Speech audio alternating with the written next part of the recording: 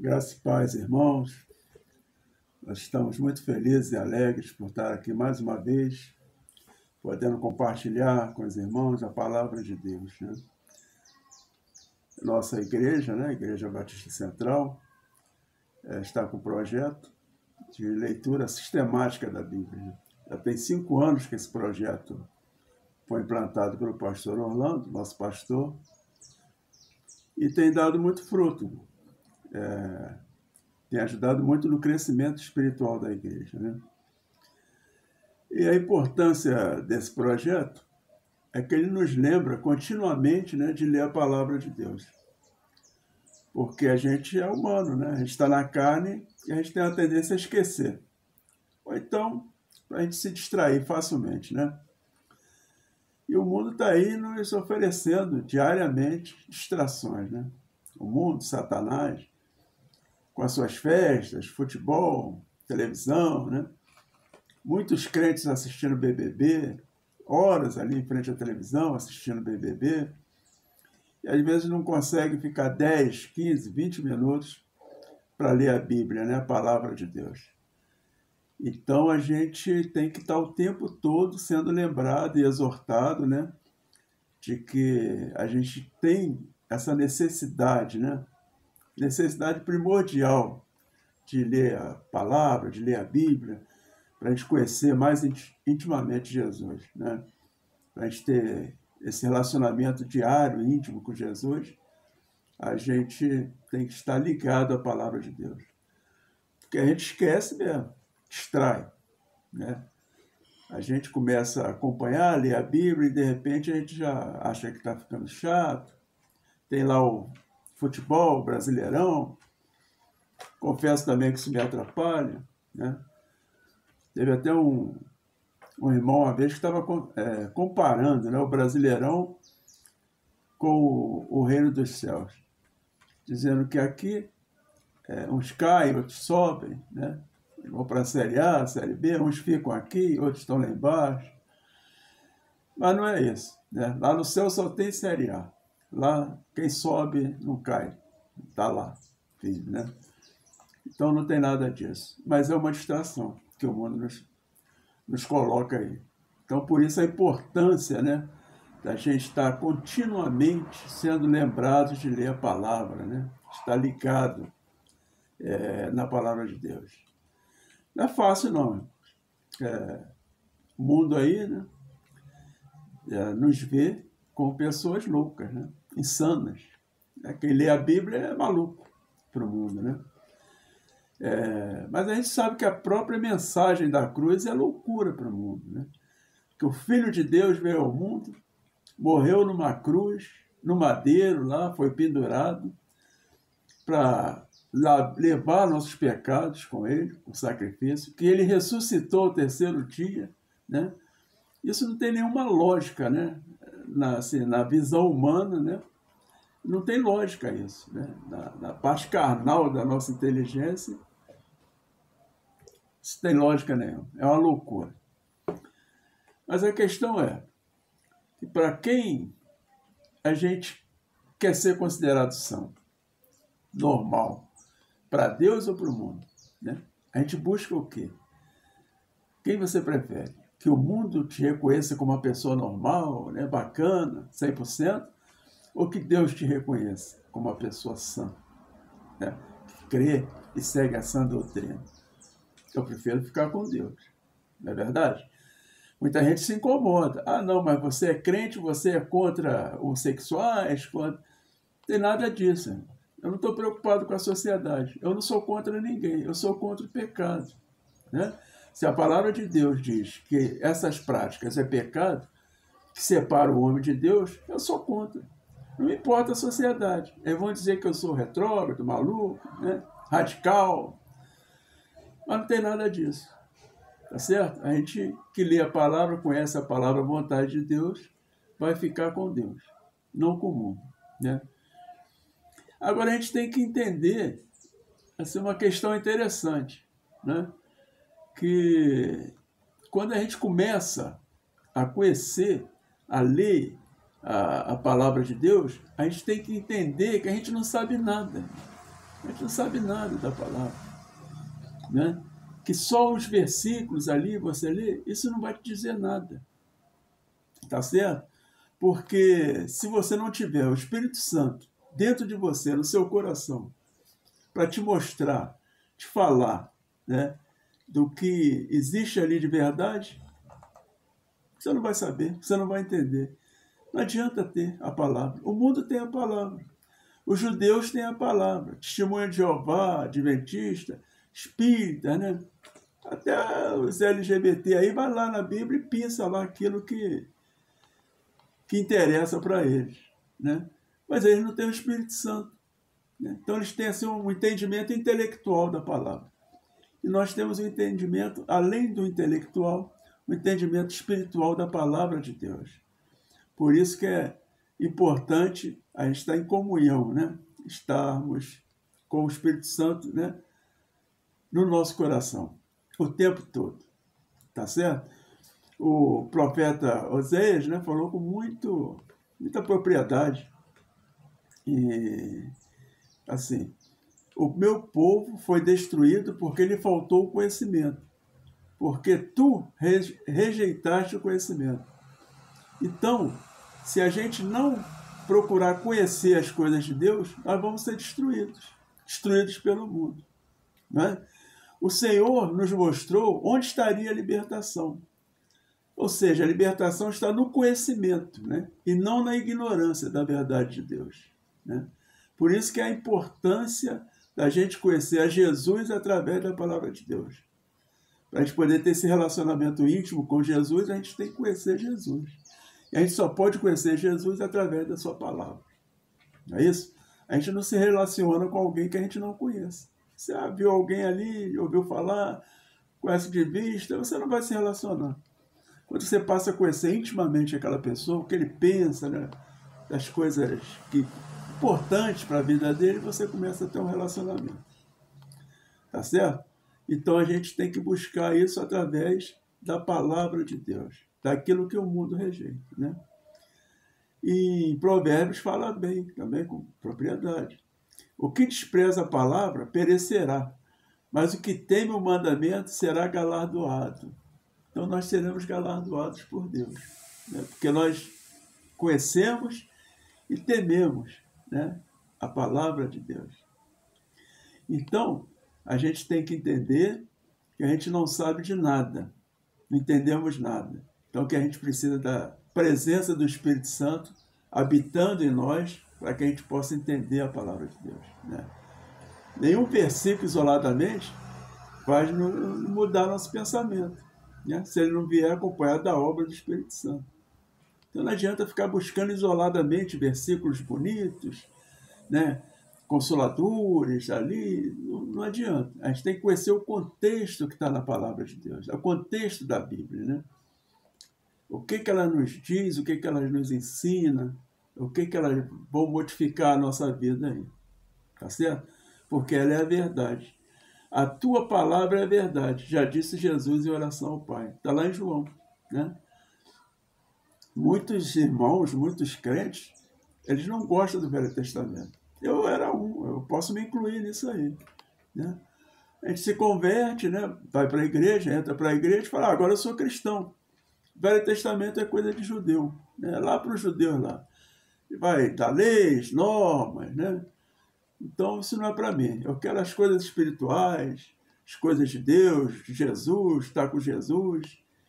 Mas nós temos que entender que toda a Bíblia, desde do Gênesis, a primeira palavra lá, de Gênesis, até o último ponto de Apocalipse, está apontando para Jesus, está falando de Jesus. O Velho Testamento todo fala de Jesus, né? E dentro desse projeto de leitura sistemática da Bíblia, essa semana nós estamos estudando o livro de Levíticos. Um livro que para mim foi sempre muito complicado, irmãos. Suas normas, né? Suas leis, as matanças, sacrifícios, né? Isso era complicado. Eu via isso assim com certa... Passava por cima. Lia e passava por cima. Mas com esse projeto do pastor, ele nos questiona, né? coloca algumas questões, perguntas, e a gente tem que ir lá buscar as respostas. Então, com isso, a gente lê mais profundamente, a gente para mais na leitura, presta mais atenção. E a gente percebe que Jesus está em cada palavra, em cada versículo ali de Levítico está Jesus, né? A gente vê que a narrativa do livro, toda a narrativa, é feita pelo próprio Deus. Deus está narrando ali, sabe? São as palavras exatamente como pronunciou, está ali de Deus. Ele é o narrador principal, né, do livro de Levíticos. Isso é maravilhoso. A gente vê, sabe, a presença de Jesus lá. E um dos versículos que mostra muito claramente a presença de Jesus no Velho Testamento, atuando lá na vida das pessoas, está em Levíticos 11:45, que fala assim: porque eu sou o Senhor, que vos fiz subir da terra do Egito, para que eu seja vosso Deus, e para que sejais santos, porque eu sou santo. Jesus é o Senhor. Jesus é o Senhor. Então, quando ele diz, porque eu sou o Senhor, é Jesus quem está falando. Jesus está se revelando, está se apresentando ali, né? Nós vemos isso em Filipenses 2:11. E toda língua confesse que Jesus Cristo é o Senhor, para a glória de Deus Pai. Jesus é nosso Senhor e Deus é nosso Pai. Em 1 Tessalonicenses 1:1 também diz: Paulo e Silvano e Timóteo, a igreja dos Tessalonicenses, em Deus, o Pai, e no Senhor Jesus Cristo, graça e paz tenhais de Deus, nosso Pai, e do Senhor Jesus Cristo. Então, Jesus é o Senhor de Levíticos, do Velho Testamento. Está muito presente lá. Eu já falei, toda a Bíblia aponta para Jesus, né? E eu separei também mais 2 versículos, né, de Levíticos, que também nos remetem, né, para a figura de Jesus, para a atuação de Jesus no Velho Testamento. E um deles é Levítico 16:10, que fala sobre o bode expiatório, né?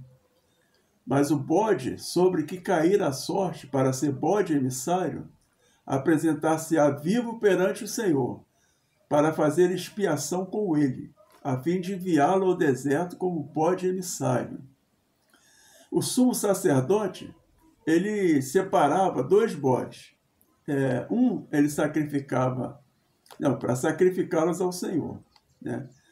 E é bem simples disso, né? O primeiro, um deles, morria pelos pecados, e o segundo expiava os pecados, né? Então, um representava a culpa e o outro o perdão. Essa era a função do bode, bem simples assim. Mas o nosso Senhor Jesus, na cruz, ofereceu um sacrifício assim mais nobre e superior, completo, definitivo, né? Porque Jesus não tinha necessidade de oferecer sacrifício por si, né? Ele apresentou a própria vida dele como oferta de holocausto pela culpa, né, da humanidade. Ele levou sobre si os pecados, né?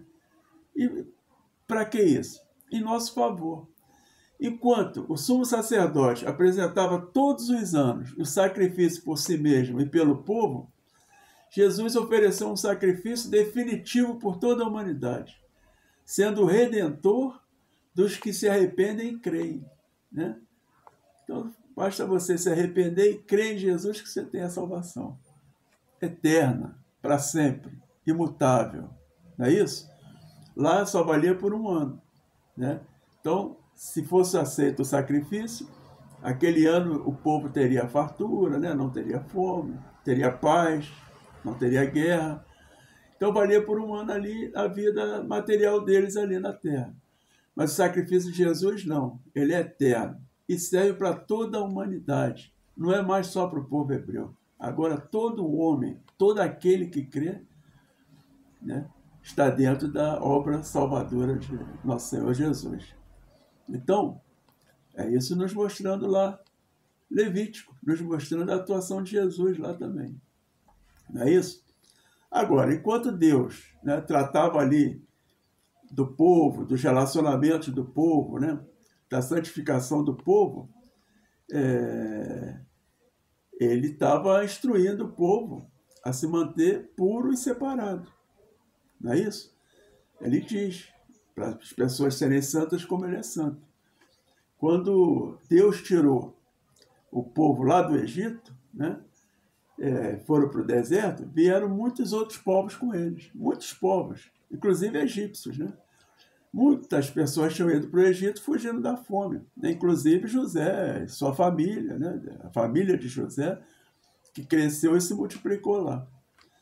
Só que com isso, com essa vinda de todos esses povos misturado ali com o povo de Deus, também veio tudo aquilo de ruim que tinha lá no meio do povo, todas aquelas tradições, rituais, superstições, deuses estranhos, veio tudo aquilo junto. E o povo tinha ficado 400 anos lá, se contaminando, né? Ficaram lá quase à deriva lá. Então incorporaram muitas daquelas práticas que se tinha lá no Egito. Aí Deus tem que tratar agora com o povo da santificação. Por quê? Porque o povo agora vai ter um relacionamento íntimo com Deus, né? Vai ter um relacionamento diário com Deus. Durante o dia, Deus estava sobre o povo em forma de nuvem, e à noite uma coluna de fogo guiava o povo. Então, o povo estava diariamente vendo Deus. Ele via Deus, né? De dia à noite. Então, para você estar na presença de Deus continuamente, diariamente, você tem que se santificar. Você não pode estar impuro, sujo, pecado, né? Você tinha que estar realmente purificado, né? Para estar ali na presença de Deus. E isso que Deus trata também. Os estrangeiros estavam no meio do povo. Ele não fala para tirar os estrangeiros, porque o hebreu foi estrangeiro no Egito. Mas ele fala, não pode se misturar, né? Você tem que seguir isso aqui. E ele coloca para o povo o que ele, né, quer que o povo faça para poder ter uma vida santificada. E o povo só fica sabendo disso através da palavra dele, porque ele fala com a boca dele. Esse livro é especial, é excepcional. A palavra que eu queria falar é excepcional. Porque o próprio Deus narra ali, faz a narrativa do que ele quer. É a palavra de Deus, né? Tudo que ele fala ali, é exatamente o que ele está falando, é o que está sendo registrado ali. Então, Deus coloca diretamente o que ele quer para o povo ali. E o povo tem que se santificar para isso. O outro capítulo, um capítulo interessante, é o capítulo 24. Eu não vou falar aqui todo o capítulo, né? Que é o capítulo todo, mas ele também é muito interessante. Que ele é dividido assim, a gente pode dividir em duas partes, né? A primeira parte é uma coisa boa, né? Ele nos leva para dentro do tabernáculo, para dentro do templo, né? Ele nos dá ali a própria presença de Deus na nossa vida. É o Senhor presente ali, né? É o azeite puro, é a luz contínua, né? O testemunho, a reputação, né? Os sacerdotes não podiam estar ali de qualquer maneira na presença de Deus, né? Era a pureza, o candelabro puro, a flor de farinha, as mesas, o incenso puro, né?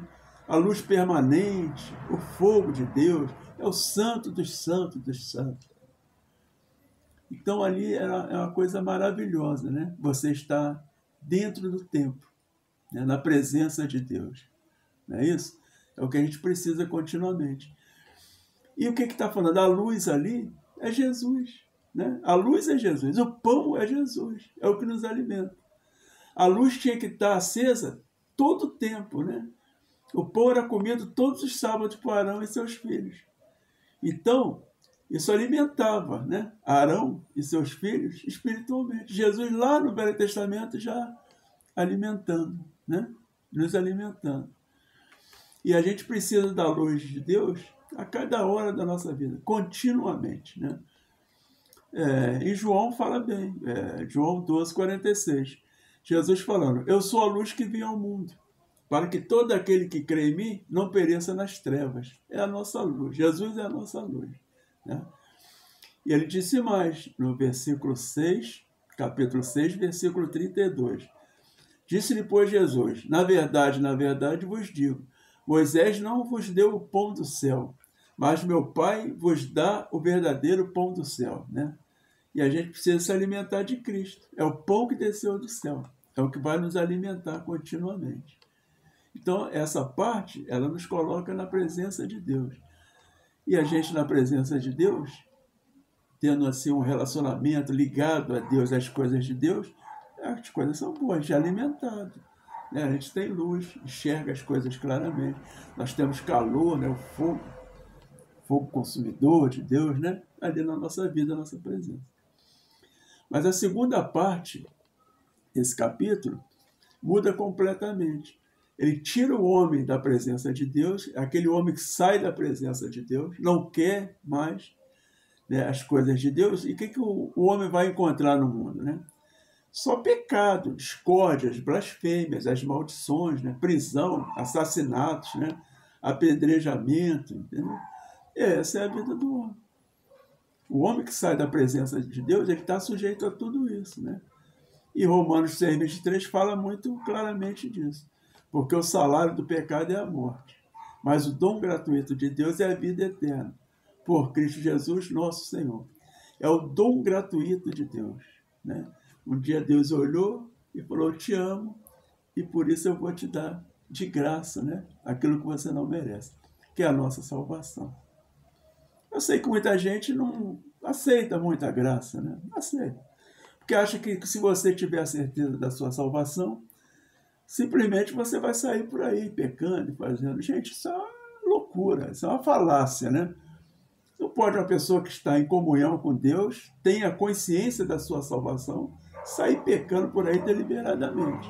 Isso não existe na vida do crente fiel, né? Você não precisou fazer nada para Deus te dar a salvação. Isso é graça, né?